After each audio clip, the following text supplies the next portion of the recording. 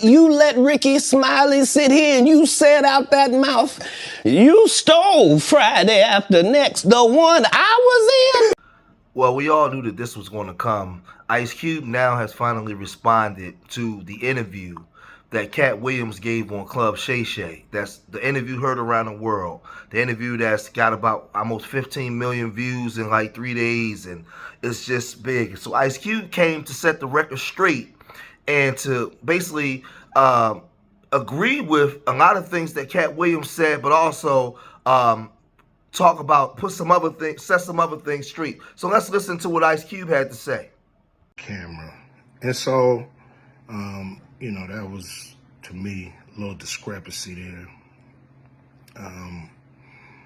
Katt, he wrote a lot of his part because, like I said, he was giving us jewels, so we were keeping the camera rolling.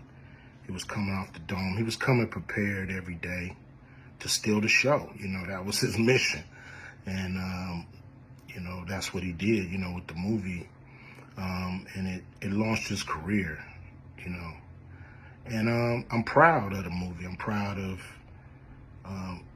all the guys who've, come through, a Q Vision production and went on to do bigger and better things. And look, a lot of people are talking about pay and how much they was paid on these movies that were extremely low budget. Most of these guys work a couple of days, and when you're doing a movie, there's over 100 people working on the movie that need to get paid. Most of them got to get paid every day. And there's pre-production and post-production. Even after you finish with the actors, you got to pay editors and sound people. And my movies are all about quality, so most of the money go up on the screen. I'm not giving you no bullshit. I'm not giving you no low budget, you can laugh at because it's so cheap. So, we try to put all the money on the screen. And so any actor that's mad at what they got paid, just look at what you was doing. Look at where your career was at the time. Take a look at where it is now. And Friday has something to do with that, I believe. And I put a lot of people in movies, but they ain't never put me in a movie. So you could take that for what it's worth. You know what I'm saying? I've given a lot of these guys opportunities. And I still act, so I'm waiting for a call. I ain't got to produce everything or write everything.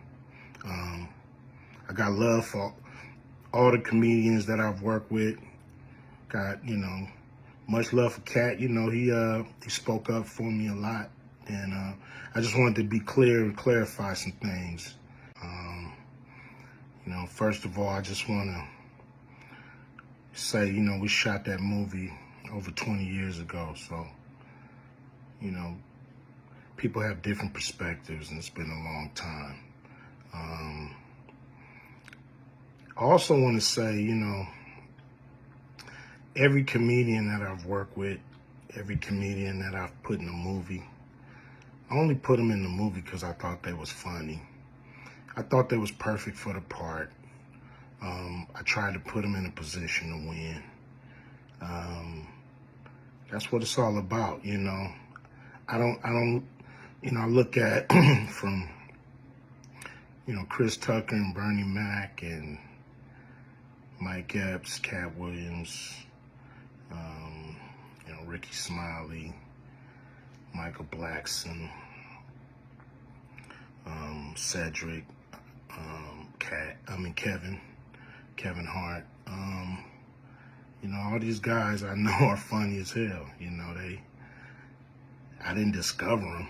They were doing their stand-up or doing their thing, and I knew that they were great and that they could act, and that if I have an opportunity, I was gonna give them an opportunity. To me, that's what it's all about. As far as specific things, Katt was 100 on a few things. most of what he was saying. A couple things, I just want to clarify. When we bring in a new, comedian, we do have them try out for different roles. So Ricky did give Money Mike a shot. But when we saw him and, we kind of saw how he moved and how he was, auditioning, we decided that he would be a better, Santa Claus, which was, to me, the perfect casting. When we saw Mike, damn, I call him Money Mike. When we saw Katt, when I saw him, I just knew that he was perfect for Money Mike. And, Katt, said he wrote his role, which, the role was written, but he enhanced it. This is why Katt was so dope in the movie. Money Mike had a small role, about as big as the Santa Claus role, but when we start filming, he was giving us such magic that we kept expanding his role and giving him more to do because he was on point. When we shoot these movies, for one, the scripts are fire, or they wouldn't even do it. The scripts are laugh out funny.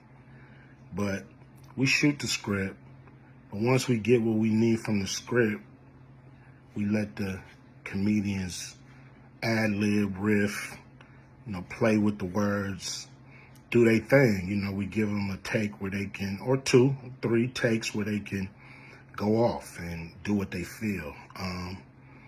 Sometimes it makes the movie, sometimes it don't. When somebody gives you jewels, you want to try to make sure that makes the movie. So in the movie, there's second thing I want to clear up. I would never shoot a rape scene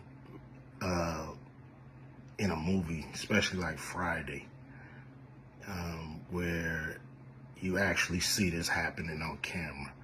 That ain't my style. If you check out any of my movies, they not raunchy.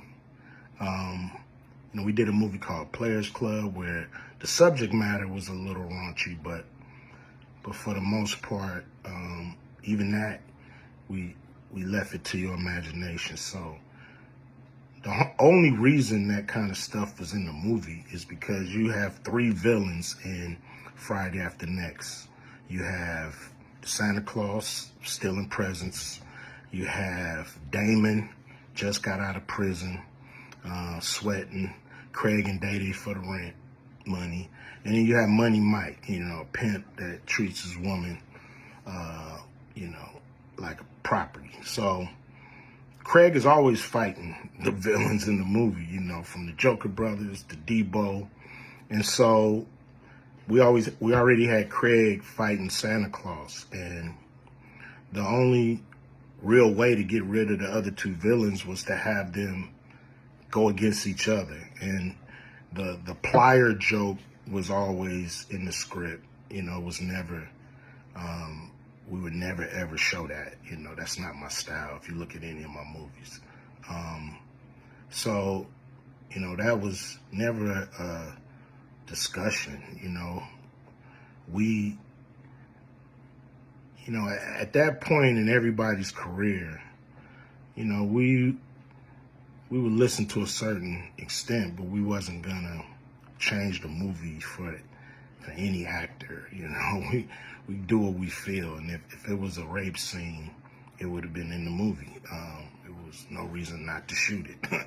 But that's not my style. I don't even like that kind of in movies on camera. And so, that was, to me, a little discrepancy there. Katt, he wrote a lot of his part because, like I said, he was giving us jewels, so we were keeping the camera rolling. You know, I don't think that this is over. There's going to be a lot of backlash from this interview. This is the start of the year. He kicked it off.